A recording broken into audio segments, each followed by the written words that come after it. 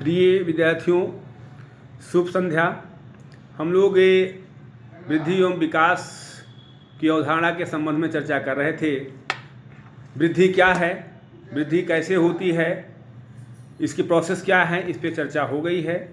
आज जो हमारा टॉपिक है वो मीनिंग ऑफ डेवलपमेंट, यानी विकास का अर्थ, विकास किसे कहते हैं। तो एक चीज़ बहुत स्पष्ट है कि व्यक्ति का जीवन जो है स्थिर नहीं होता, यानी व्यक्ति अपने जीवन प्रसार में कभी भी स्थिर और गतिहीन हो ही नहीं सकता है। हमेशा उसमें गति होता रहता है। जीवन की विभिन्न अवस्थाओं में नए गुणों का प्रादुर्भाव होता रहता है और पुरानी विशेषताओं का या पुराने गुणों का लोप होता रहता है। पुराने गुण बालक के समाप्त होते जाते हैं धीरे धीरे और नए गुण आते रहते हैं। जीवित और सक्रिय बने रहने के लिए प्राणी के भीतर निरंतर परिवर्तनों का होना आवश्यक है। अगर परिवर्तन नहीं हो रहा है तो एक तरह से व्यक्ति जीवित लाश माना जाता है। कि जीवन कैसे माना जाएगा कि आप जीवित हैं, कैसे माना जाएगा हम जीवित हैं। तो जीवित और सक्रिय बने रहने के लिए प्राणी के भीतर निरंतर परिवर्तनों का होना आवश्यक है। इन्हीं शारीरिक एवं मानसिक परिवर्तनों, गुणों, विशेषताओं की नियमित और क्रमिक उत्पत्ति को मनोवैज्ञानिक भाषा में विकास कहा जाता है। कहने का आशय ये है कि व्यक्ति में शारीरिक, मानसिक, सामाजिक, नैतिक तमाम तरह के परिवर्तन होते रहते हैं। इन्हीं परिवर्तनों को, इन्हीं गुणों को और इन्हीं विशेषताओं की जो नियमित और क्रमिक उत्पत्ति, नियमानुसार और क्रमानुसार उत्पत्ति होता रहता है, उसे ही मनोवैज्ञानिक भाषा में विकास की संज्ञा दी गई है। उसे ही विकास माना जाता है या विकास कहा जाता है। विकास प्राणी में होने वाले जिन परिवर्तनों का नाम है वह सदा अग्रोन्मुख होते हैं, पृष्ठोन्मुख नहीं। अर्थात प्राणी में विकास हमेशा आगे की दिशा में बढ़ने को कहा जाता है। जैसे एक बालक अगर घुटनों के बल चल रहा है तो ये कहा जा सकता है, भविष्यवाणी की जा सकती है कि 1 महीने में, 2 महीने में, 3 महीने में या 4 महीने में ये बच्चा जो है अपने पैरों पर दौड़ने लगेगा। पृष्ठोन्मुख का आशय यहाँ ये है कि पीछे नहीं लौटता। लेकिन उसी बालक को ये नहीं कहा जा सकता है, कोई बालक है कि अगर बालक की एक पैर टूट गई है तो दूसरा पैर कब टूटेगा, ये नहीं कहा जा सकता है। विकास हमेशा आगे बढ़ने की, क्रमिक विकास, आगे बढ़ने की दिशा को कहते हैं। हमेशा अग्रोन्मुख होते हैं, पृष्ठोन्मुख नहीं होते हैं। ये प्राणी को पिछली अवस्था से आने वाली अवस्था में ले जाते हैं, यानी जिस अवस्था में बालक है उससे आने वाली अवस्था में ले जाते हैं। जैसे बच्चा जब पैदा होता है तो 1 इंच भी हिल नहीं सकता है, लेकिन धीरे धीरे वो हिलना, डुलना, चलना, फिरना, उठना, बैठना, बोलना, चालना सीखता है। तो ये सब विकास के कारण होता है। विकास की अवस्था से आने वाले जो एक तरह से विकास की अवस्था से आने वाली जो आगे आने वाली अवस्था है, बालक को उसमें ले जाया जाता है। तो विकास की प्रक्रिया सदैव अविराम गति से चलती रहती है। अविराम गति मतलब कभी विराम नहीं लेती। शारीरिक विकास, मानसिक विकास, बौद्धिक विकास, नैतिक विकास, चारित्रिक विकास या यूँ कह लीजिए सर्वांगीण विकास, यानी विकास की प्रक्रिया सदैव अविराम गति से चलती रहती है। एक कंटिन्यू प्रोसेस है, विकास हमेशा चलता रहता है। किसी अवस्था, हाँ ये इतना जरूर है कि किसी अवस्था विशेष में पहुंचकर विकास की ये प्रक्रिया तीव्र और मंद अवश्य होती रहती है। यानी किसी अवस्था में तीव्र गति से तो किसी अवस्था में मंद गति से होती रहती, लेकिन रुकती नहीं है। तो कहने का आशय यहाँ ये है कि कोई भी ऐसा समय नहीं होता जब पूर्ण रूपेण बालक का विकास समाप्त हो जाता है। यानी विकास, मनुष्य का विकास पूर्ण रूपेण कभी समाप्त नहीं होता, बल्कि ये विभिन्न अवस्थाओं में भिन्न भिन्न गति से चलता रहता है। कभी तेज गति से और कभी धीमी गति से। अब जैसे आप मान लीजिए कि गर्भकालीन अवस्था में विकास की गति सबसे तेज होती है। बालक के विकास की गति गर्भकालीन अवस्था में सबसे तेज गति से होती है। यानी ये कहा जाए कि जितनी भी अवस्थाएं हैं उसमें सबसे अधिक तेज गति से विकास गर्भकालीन अवस्था में होता है।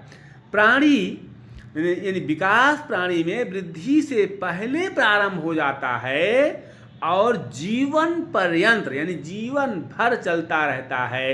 यानी बालक जब से इस संसार रूपी पाठशाला में जन्म लेता है या जन्म लेने की प्रक्रिया में होता है, तब से लेकर के और जब तक इस संसार रूपी पाठशाला से विदा नहीं ले लेता है, तब तक उसका विकास कंटिन्यूअस चलता रहता है। दिन रात उठते बैठते चलते फिरते सोते जागते हमेशा हर क्षण हर पल विकास की प्रक्रिया चलती रहती है।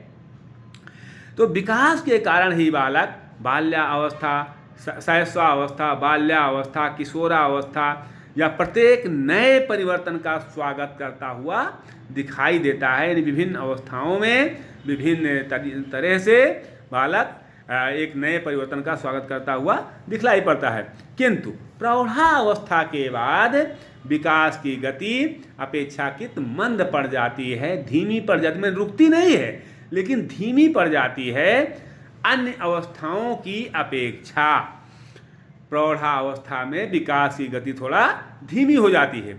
इस अवस्था में होने वाला विकास एक तरह से दूसरी अवस्था से संबंधित होने के कारण, या यूँ कह लीजिए कि इस अवस्था में होने वाला विकास दूसरी अवस्था के से संबंधित होने के कारण विकास को क्रमिक परिवर्तनों की प्रक्रिया कहा गया है। यानी विकास एक क्रमिक प्रक्रिया है, क्रमानुसार। हम आगे इस पर चर्चा करेंगे कि जैसे जब किशोरावस्था की चर्चा होगी तो ये होगा कि किशोरावस्था एकदम क्रमिक विकास का परिणाम है या जो है किशोरावस्था एकाएक आता है, तो इस पर विधिवत चर्चा होगी।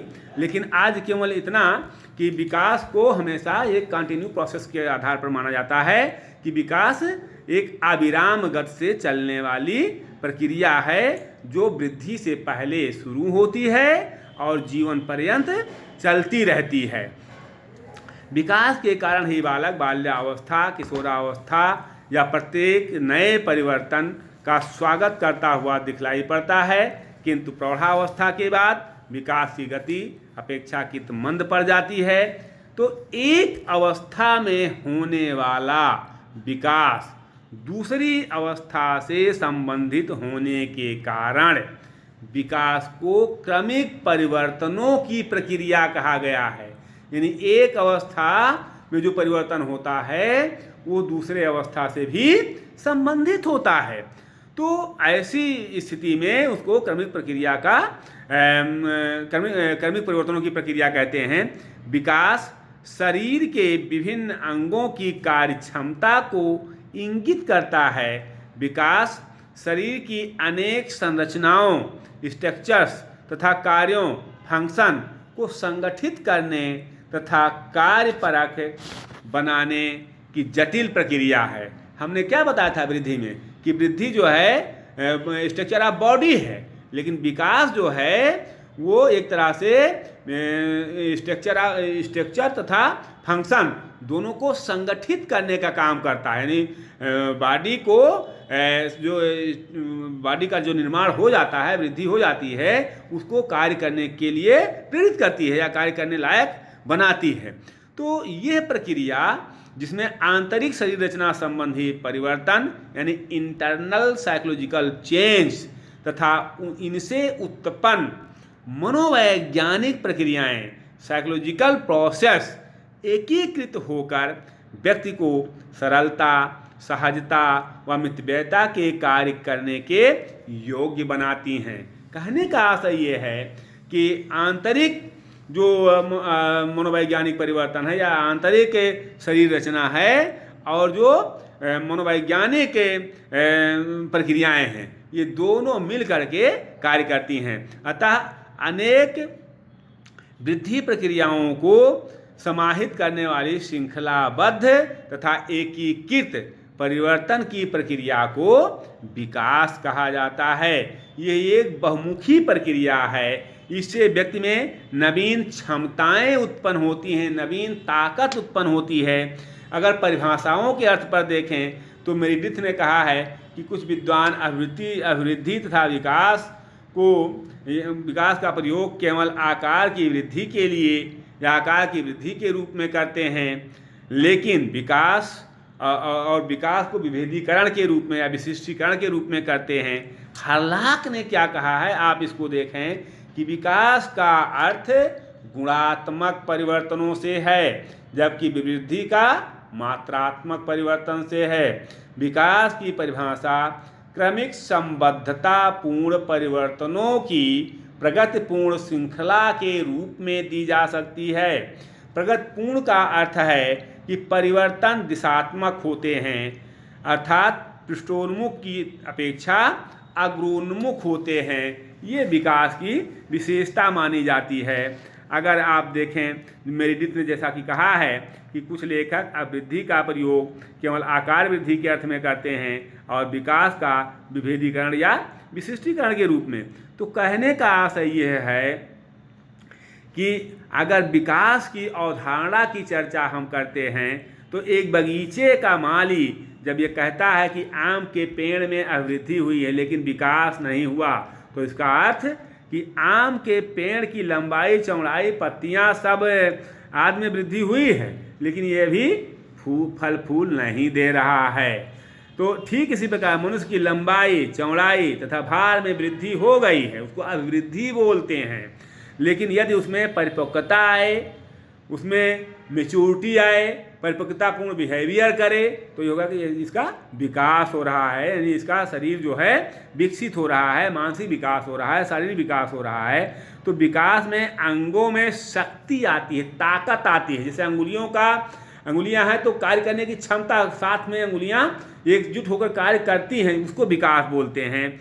वह संगठित होते हैं तथा परिपक्व होते हैं। विकास में शरीर के विभिन्न अंगों में कार्य करने की क्षमता बढ़ती है। इस तरह से अगर हम देखें तो वृद्धि और विकास में यही अंतर है कि एक मात्रात्मक होता है, एक गुणात्मक होता है। आज हम यहीं से समाप्त करते हैं अपनी बात को कि विकास विभेदीकरण तथा विशिष्टीकरण की प्रक्रिया है। ये परिपक्वता की ओर ले जाती है। इस संबंध में जेम्स ड्रेबर ने जो कहा है कि विकास प्राणी में प्रगति सूचक परिवर्तन जो एक निश्चित लक्ष्य की दिशा की ओर निर्देशित करता है। ध्यान दीजिएगा, निश्चित लक्ष्य की दिशा की ओर निर्देशित करता है। उदाहरण के तौर पर हम कह सकते हैं कि शैशवावस्था में शिशु का खड़ा होना, फिर 2 कदम चलना, फिर दौड़ना और फिर खेलना कूदना, ये सब विकास के सूचक हैं। यदि आयु बढ़ने पर अपेक्षित परिवर्तन या विशेषताएं नहीं होती हैं तो ये माना जाता है कि बालक का विकास नहीं हो रहा है। कल हम लोग वृद्धि एवं विकास के अंतर के संबंध में चर्चा करेंगे कि इन दोनों में अंतर क्या है, वृद्धि और विकास। आज हम यहीं से अपने वाणी को विराम देते हैं। अगर आपको वीडियो अच्छा लगा हो तो लाइक और सब्सक्राइब जरूर कीजिएगा। बहुत बहुत धन्यवाद आप लोगों को।